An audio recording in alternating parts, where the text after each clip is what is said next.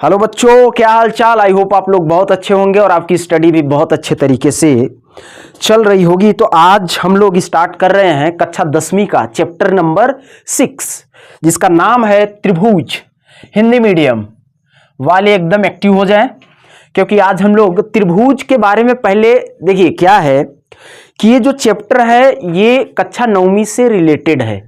तो अगर आपने 9वीं में ठीक से नहीं पढ़ा है तो थोड़ा सा ये टफ लगता है और बड़ा चैप्टर भी है, बट डरने की जरूरत नहीं है। ठीक है, तो सबसे पहले त्रिभुज के बारे में थोड़ा सा हम लोग बेसिक प्रॉपर्टी, बेसिक विशेषताएं जानेंगे। इसके बाद हम लोग एक्सरसाइज पे, प्रश्नावली पे जंप करेंगे। ठीक, तो आपने समरूप और सर्वांगसम के बारे में सुना है क्या? नहीं सुना है? कक्षा 10वीं में आपने पढ़ा होगा, ठीक है ना। तो सबसे पहले हमारा टारगेट क्या है कि सर्वांग सम आकृति और समरूप आकृति। अच्छा, ये जैसे ही हम लोग इसको जानेंगे तो प्रश्नावली 6.1 हम लोग आराम से कर लेंगे। इसी पे बेस है, इसलिए 10 मिनट पहले हम लोग समझेंगे, इसके बाद प्रश्नावली 6.1 लगाएंगे। तो देखिए, सर्वांगसम आकृति क्या होती है और समरूप आकृति क्या होती है। सर्वांगसम आकृति मतलब समान आकार और समान अमाप। अच्छा, ये क्या है भाई? देखिए, सर्वांगसम आकृति वह आकृति होगी, सर्वांगसम आकृति वह आकृति होगी जिसका आकार समान होगा। ठीक है, मतलब कि ये मार्कर मान लीजिए आपको दिख रहा है, अगर सेम टू सेम इतना ही बड़ा इसी के जैसे दिखने वाला एक और मार्कर ले आऊं तो आप बोलेंगे कि ये दोनों मार्कर कैसे हैं? सर्वांग सम। ठीक है, सर्वांग सम।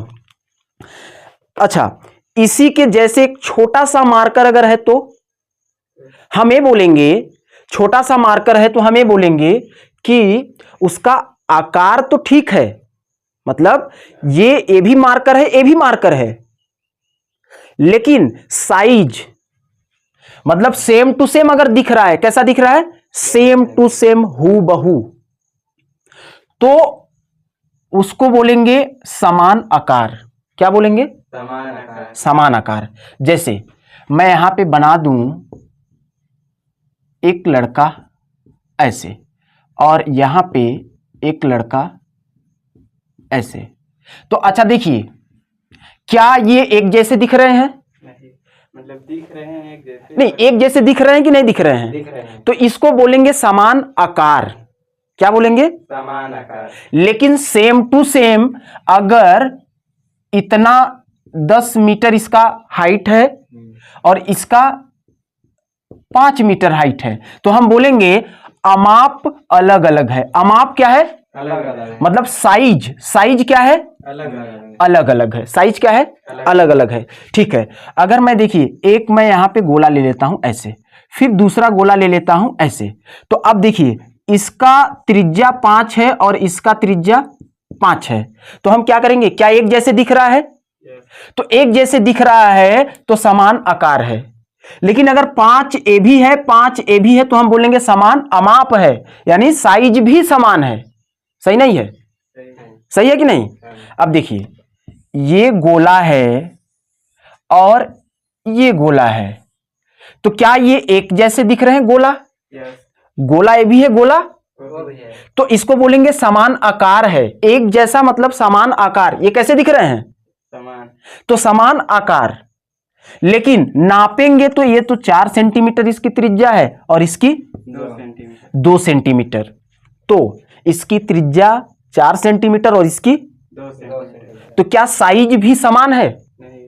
साइज क्या है? अमाप क्या है? अलग अलग है कि नहीं है? इसका 4 है, इसका 2 है, तो इसको हम क्या बोलेंगे कि ये दोनों वृत्त समान आकार के हैं, मतलब एक जैसे दिख रहे हैं, लेकिन साइज अमाप क्या है? अलग अलग है, मतलब नापने पर अलग अलग आ रहा है, तो ये सर्वांगसम नहीं होगा। ये सर्वांगसम नहीं होगा। सर्वांगसम होने के लिए क्या जरूरी है? देखिए, समान आकार भी होना चाहिए और समान अमाप भी होना चाहिए। कहने का मतलब एक जैसा चित्र भी होना चाहिए और नापने पर लंबाई चौड़ाई ऊंचाई सब एक जैसा आना भी चाहिए। ठीक, तब उसको हम क्या बोलेंगे? सर्वांग सम। अच्छा ठीक, अब देखिए ये दोनों एक जैसे दिख रहे हैं क्या? स्क्वायर, वर्ग, एक वर्ग है, क्या है? ये भी क्या है? एक जैसे दिख रहे हैं कि नहीं दिख रहे हैं? तो एक जैसे दिख रहे हैं तो इसको क्या बोलेंगे? समान आकार। अच्छा, समान अमाप भी है क्या? 4 इधर है, 4, इसको भी 4 सेंटीमीटर और इसको भी 4 सेंटीमीटर। अच्छा, नापने पर समान आ गया क्या? 4 4 4 4। तो ये कैसा हुआ? अमाप कैसा है? समान हुआ कि नहीं हुआ? देखिए 4 4 4 4, मतलब नापने पे लंबाई चौड़ाई ऊंचाई भी समान हो और दिखने में भी समान हो। तो दिखने में समान हो तो हम बोलेंगे समान आकार है, और नापने पे समान आ गया तो क्या बोलेंगे? समान अमाप है। और ये दोनों चीज अगर फिक्स हो रही हैं, दोनों चीज अगर सही सही हैं, तो हम बोलेंगे सर्वांग सम। क्या बोलेंगे? सर्वांग सम। ठीक, अब देखिए इन दोनों त्रिभुज को बताइए, क्या ये दोनों त्रिभुज एक जैसे दिख रहे हैं? हाँ। तो एक जैसे दिख रहे हैं तो समान आकार के हैं। यस। ठीक है, क्या नापने पर 6A 6A भी, 8A 8A, 10A 10A, क्या समान अमाप भी है? हाँ। तो इसको बोलेंगे कि ये दोनों त्रिभुज कैसे हैं? सर्वांग सम। सर्वांग सम। सर्वांग सम समझ में आया? हाँ। ठीक है, अब बताइए कि ये दोनों कैसे दिख रहे हैं? एक सेकंड, इनको नहीं, हम इनको दोनों को लेते हैं। ये दोनों, क्या ये दोनों वृत्त हैं? हाँ। क्या एक जैसे दिख रहे हैं? गोला। हाँ। ठीक, तो समान आकार है। हाँ। ठीक, लेकिन साइज अमाप अलग अलग है कि सेम है? अलग अलग। तो ये दोनों क्या सर्वांगसम है? नहीं। बिल्कुल। तो आपने क्या समझा कि सर्वांगसम क्या होता है? अमाप भी समान हो और आकार भी समान हो। आकार मतलब एक जैसे दिखने चाहिए, सेम टू सेम, और नापने पर भी एक जैसा आना चाहिए। तो ऐसी आकृति को क्या बोलेंगे? सर्वांग सम। बहुत सही जवाब। ठीक, अब देखिए, अब बात करते हैं समरूप आकृति की। कैसी? समरूप आकृति। सम का मतलब होता है समान और रूप का मतलब होता है दिखने वाला। तो अगर दो आकृति सेम टू सेम दिख रही हैं, कैसी? Same to same. तो उनको बोलेंगे समरूप। ठीक है, क्या बोलेंगे? समरूप। अच्छा, समरूप, ये दोनों एक जैसे दिख रहे हैं क्या? हाँ। हाँ। तो ये दोनों क्या है? समरूप। समरूप। ठीक है, ये दोनों क्या है? समरूप है। ये भी समरूप है। समरूप में देखिए समान आकार होना चाहिए हाँ। और समान अमाप, अगर दोनों लागू हो रहा है तो कैसी आकृति है? सर्वांग सम। लेकिन अगर समान आकार है, दिखने में अगर सेम टू सेम है, तो उसको हम क्या बोलेंगे? समरूप है। समरूप के लिए अमाप का समान होना आवश्यक नहीं है। मतलब देखिए, एक मैं त्रिभुज बना रहा हूं ये, ठीक है, समकोण, और दूसरा ये बना दिया, क्या ये एक जैसे दिख रहे हैं या नहीं दिख रहे हैं? दिख रहे हैं। तो क्या ये समरूप है कि नहीं है? है कि नहीं है? ठीक, अच्छा, ये दोनों सर्वांगसम है क्या? सर्वांग सम। हाँ। अरे यार, दिख तो रहे हैं, लेकिन अगर नापेंगे तो नापने पर क्या है? सेम टू सेम आएगा। नहीं आएगा। तो क्या है? सर्वांगसम है। नहीं। तो सर्वांगसम के लिए क्या कंडीशन है? कि सर्वांगसम के लिए कंडीशन ये है कि एक जैसा दिखना भी चाहिए और नापने पर भी बराबर आना चाहिए। तो एक जैसा तो दिख रहा है तो इसको ये समरूप है, लेकिन नापने पे अलग अलग आएगा तो सर्वांगसम नहीं है। अब आप एक बात बताइए कि दुनिया में जितने भी वृत्त हैं, चाहे आप बना लो चाहे मैं बनाऊं, कोई भी बनाए, क्या ये एक जैसे दिख रहे हैं? हाँ। तो क्या मैं बोल दूं कि दुनिया के सारे वृत्त समरूप हैं? हाँ। क्या दुनिया के सारे वृत्त सर्वांगसम होंगे? हाँ। कहाँ होंगे? छोटे बड़े हैं। भाई छोटे बड़े हो जाएंगे तो नापने में तो अलग अलग आ जाएगा। हाँ। तो दुनिया के सारे वृत्त क्या होंगे? समरूप। समरूप, लेकिन सर्वांगसम नहीं होंगे। जरूरी नहीं है कि होंगे। ठीक है, ये समझ में आया कि नहीं आया? आगे। बिल्कुल। अब आगे चलते हैं, देखिए। अच्छा, दुनिया के सारे त्रिभुज, दुनिया के सारे त्रिभुज क्या समरूप होंगे? हाँ। होंगे? हाँ। पक्का? हाँ। सारे त्रिभुज समरूप होंगे? हाँ। क्या मैं त्रिभुज बनाऊंगा तो सब एक जैसे दिखेंगे? हाँ, दिखेंगे। अच्छा, तो आप बताइए, ये दोनों एक जैसे दिख रहे हैं? हाँ। अच्छा, ये तीनों एक जैसे दिख रहे हैं, ये भी तो त्रिभुज है, ये भी तो त्रिभुज है, ये भी तो त्रिभुज है, क्या ये तीनों एक जैसे दिख रहे हैं? हाँ क्या ये त्रिभुज एक जैसे दिख रहे हैं? ये और एक जैसे दिख रहा है? हाँ अरे यार ये 90 डिग्री का है, देख नहीं रहे हो? यहाँ पे 90 डिग्री बन रहा है, यहाँ पे देख रहे हो 90 डिग्री बन रहा है। नहीं तो क्या ये सेम टू सेम जैसा ये है वैसा ये है? नहीं इसका फोटोकॉपी ये है? नहीं है तो ये समरूप है? नहीं तो हम कहेंगे कि दुनिया के सारे त्रिभुज समरूप नहीं होते हैं। ठीक है, अच्छा इतना तो हो गया। अब क्वेश्चन हम कैसे करेंगे, क्वेश्चन कैसे करेंगे ध्यान से देखिए। आपको सर्वांगसम समझ में आ गया, समरूप भी समझ में आ गया। समरूप का मतलब फोटोकॉपी, एक जैसा दिख रहा है तो समरूप है। और अगर एक जैसा दिख भी रहा है और साइज नापने पर भी एक ही जैसा आ रहा है तो उसको बोलेंगे सर्वांग सम। ठीक है, तो यहां पे दो कंडीशन हम लोग देखने वाले हैं। ठीक है, समरूप के लिए, किसके लिए? समरूप के लिए। समरूप के लिए। अच्छा समझ में आ रहा है ना? हाँ ठीक, समरूप के लिए दो कंडीशन। पहला, संगत कोण बराबर होना चाहिए। क्या होना चाहिए? बराबर बराबर होना चाहिए। बराबर। अब पूछो ना कि संगत कोण क्या होता है? संगत कोण बराबर होना चाहिए। संगत होना क्या होता है?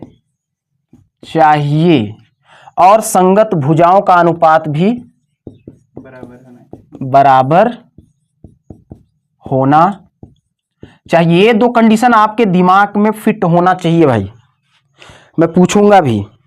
ठीक है, ठीक है।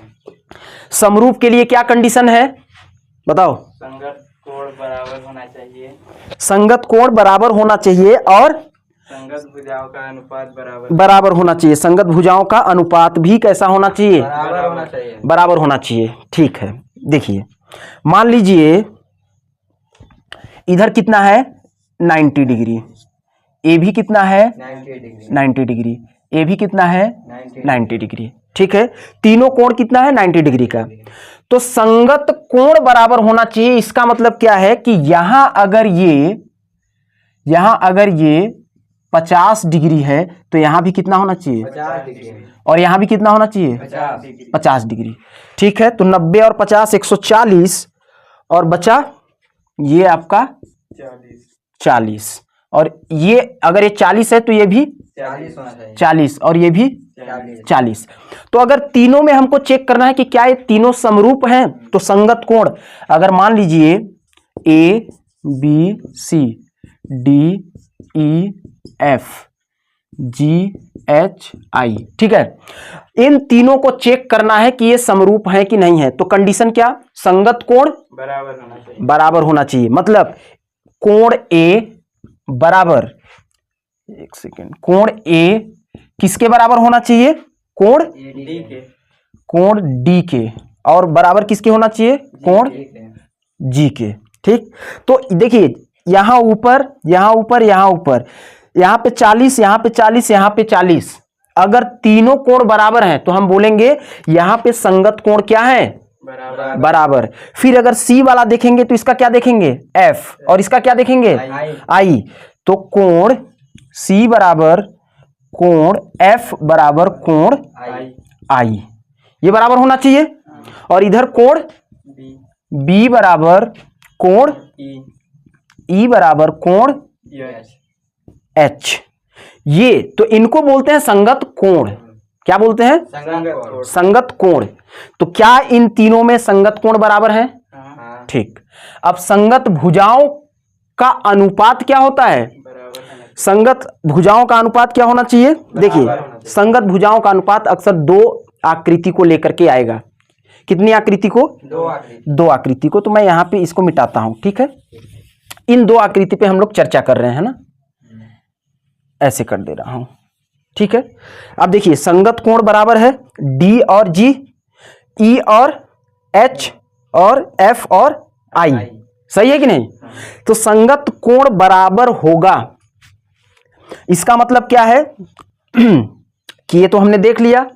अब संगत भुजाओं का अनुपात, संगत भुजाओं का अनुपात कैसे देखेंगे? देखिए डी ई क्या है? डी ई बटे यहां से लेंगे जी एच, ये लेंगे जी एच। ये किसके बराबर होना चाहिए? इधर से देखिए डी, इसका कर्ण और इसका कर्ण डी एफ, तो इसका क्या लेंगे इस त्रिभुज में? जी आई। बहुत सही, बहुत सही, जी आई। ठीक है, ये हो गया। ये दोनों बराबर होने चाहिए। ठीक है, जी डी ई बटे जी एच बराबर किसके होना चाहिए? डी एफ बराबर जी आई। देखते हैं बराबर है क्या? 6 बटे, अच्छा 6 हो गया नहीं, ये कितना हो गया? बटे इधर कितना हो गया? जी एच 3 बराबर होना चाहिए। ये कितना? डी एफ कितना है? 10 और ये कितना हो गया? 5 जी आई 5। क्या बताइए, दोनों बराबर है? 3 एकम 3 दूनी, 5 एकम 5 दूनी, 10 बराबर आया कि नहीं आया? तो इसको बोलते हैं संगत भुजाओं का अनुपात बराबर होना। और देखें, देखिए और देख लेते हैं। अच्छा, ई एफ अगर मैं लिख रहा हूं ई एफ बटे क्या लिखूंगा? ई एफ यहां से लिया तो यहां से एच आई, इधर से ले लीजिए कोई सा, इसको लिया ना, बटे इतना, तो इतना बटे इतना, तो डी ई बटे ये ले लो जी एच। तो क्या देखिए, ई एफ कितना है? 8, कितना है? 8 बटे एच आई कितना है? 4 बराबर होना चाहिए डीई। तो डीई देखिए, डीई यहां है तो देखिए इसका लंब ले रहे हैं तो इसका भी लंब लेंगे, तो इसका लंब कितना है? 6, और इसका लंब जी एच 3। क्या इधर भी बराबर आया? 4 दूनी और 3 दूनी क्या बराबर आया? तो ये हम बोल रहे हैं कि संगत भुजाओं का अनुपात भी क्या है? बराबर है। तो क्या आप इस तरह से निकाल लेंगे कि अगर 2 आपको आकृति में दे दिया, कितना? 2 आकृति अगर आपको दे दिया तो आप उसमें देखेंगे कि समरूप है या नहीं है। कैसे देखेंगे? संगत कोण बराबर होना चाहिए, संगत भुजाओं का अनुपात बराबर होना चाहिए। तो वैसी आकृतियां जिनमें संगत कोण बराबर हो और संगत भुजाओं का अनुपात बराबर हो, तो ऐसी आकृतियों को क्या बोलेंगे? समरूप आकृति। क्या बोलेंगे? हाँ, समझ में आया कि नहीं आया?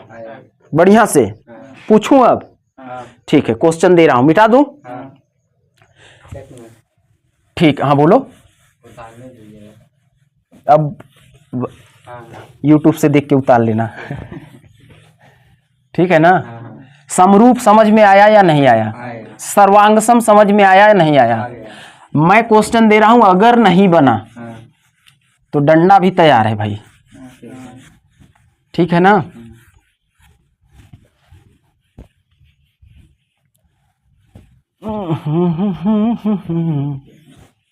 अच्छा, ये समझ में आया ना? सही आ गल ना? बढ़िया से। ठीक, तो 2 आकृति मैं लिख रहा हूं, लिख दूं? अच्छा ठीक है, पहले एक बार बताओ कि समरूप होने के लिए, 2 आकृति को समरूप होने के लिए क्या कंडीशन है? पहला, संगत कोण बराबर होना चाहिए। ठीक है, क्या होना चाहिए? संगत कोण बराबर होना चाहिए। संगत कोण बराबर होना चाहिए। बराबर होना चाहिए। होना चाहिए भाई। दूसरा, संगत भुजा बराबर, संगत भुजा नहीं, संगत भुजाओं का कोण बराबर होना चाहिए। अरे यार, अनुपात, संगत भुजाओं का अनुपात। अगर ये दोनों सही है तो हम बोलेंगे कि वो आकृति कैसा है? समरूप। चलिए रेडी है। क्वेश्चन नंबर 1, इसके बाद हम लोग प्रश्नावली पे जंप करेंगे। ये दे दिया, ये दे दिया, ठीक है? 90 डिग्री 90 डिग्री और A B C D E F। Okay, ready हो? ठीक।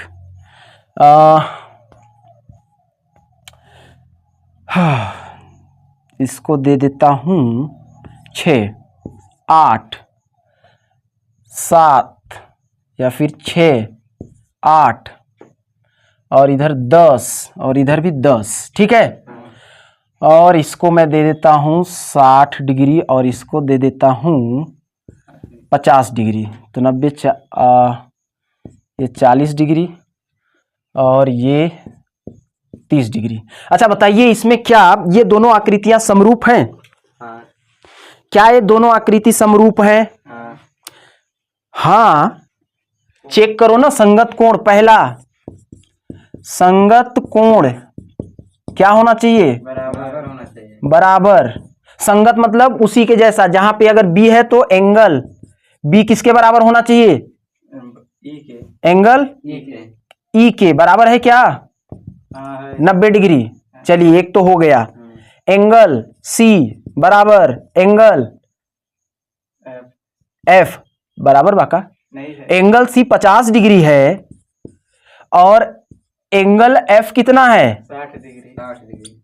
क्या संगत कोण बराबर है इस त्रिभुज में? नहीं है। तो ये क्या समरूप है? नहीं है। तो आप चेक कर लेंगे, यहां पे संगत कोण ही फेल हो गया। हाँ। संगत कोण फेल हो गया। भले ही संगत भुजाओं का अनुपात देखिए 8/6 8/6 8/6, ठीक है ना। या तो फिर ये दोनों बराबर हैं, 2 तियां 2 चौको, 2 तियां 2 चौको, कुछ ऐसा अगर दिया हुआ है तो संगत भुजाओं का अनुपात तो बराबर आ गया, लेकिन संगत कोण बराबर नहीं। संगत कोण बराबर नहीं है। तो ये कैसा होगा? ये समरूप नहीं होगा। ये समरूप नहीं होगा। मतलब ए बी सी, त्रिभुज ए बी सी एंड त्रिभुज डी ई एफ क्या लिखेंगे? समरूप नहीं करेंगे। नहीं है भाई। हो गया। हाँ। एक क्वेश्चन और दे दूं? हाँ दे दीजिए। पक्का लगाओगे? हाँ लगाएंगे।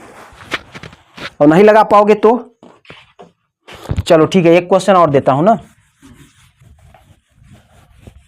अच्छा इस बार देखना, समरूप होने के लिए क्या क्या कंडीशन है? कोण बराबर होने चाहिए और बराबर। ठीक है, संगत भुजा भी बराबर होना चाहिए। ठीक है, ये 30 डिग्री और ये 40 डिग्री 70 और ये 110 डिग्री। ये हो गया 30 डिग्री और ये हो गया 40 डिग्री और ये हो गया 110 degree. A B C D E F, ठीक है। मैं अगर इसको लिखता हूं भाई 8 और इसको लिखता हूं 4, इसको लिखता हूं 10, इसको लिखता हूं 5, इसको लिख देता हूं 12 और इसको लिख देते हैं भाई 7। अब बताइए संगत कोण बराबर है क्या? ये कोण 30 डिग्री तो ये भी, 30 डिग्री। ये कोण 40 तो ये भी, 40। ये कोण 110 तो ये भी। 110। क्या संगत कोण यहाँ पे बराबर है? हाँ। लेकिन संगत भुजाओं का अनुपात देखिए 8/4 लिखेंगे बराबर 12/7 बराबर 10/5।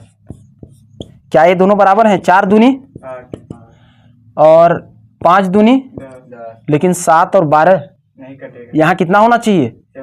14 होना चाहिए तब ना। यहाँ पे क्या होना चाहिए? 14।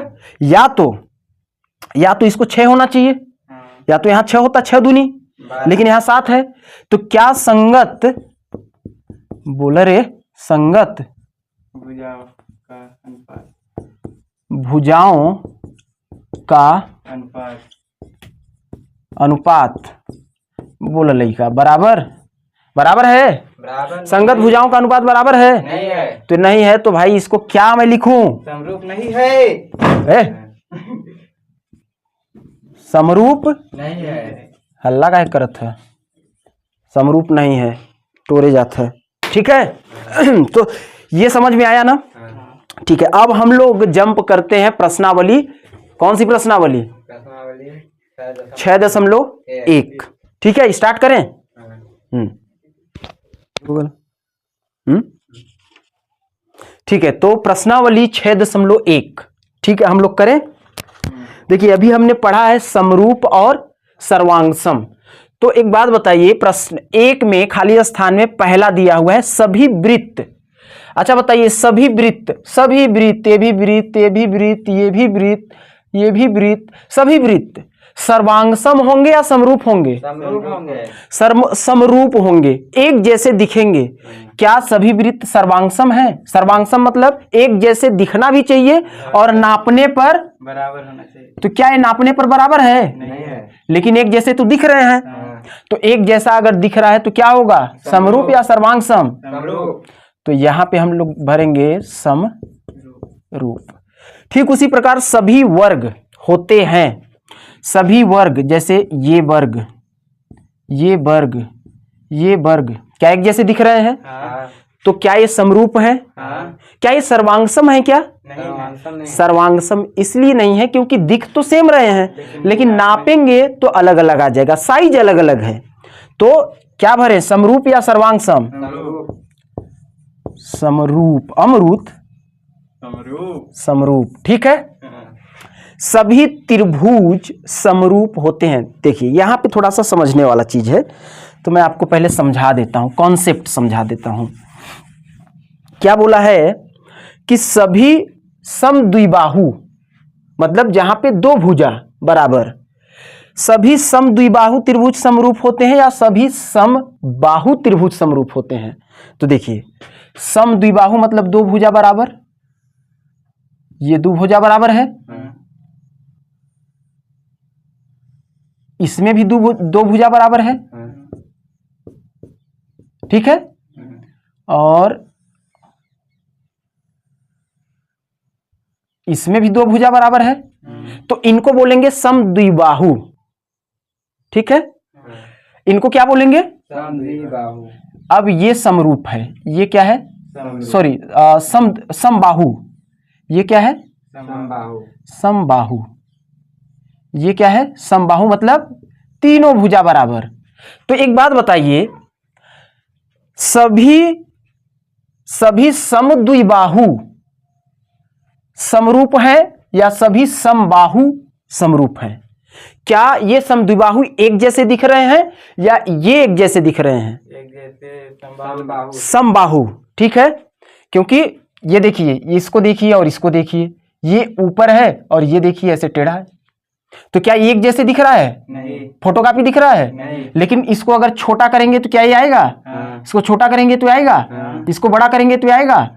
तो ये सम क्या है? ये समबाहु, बाहु।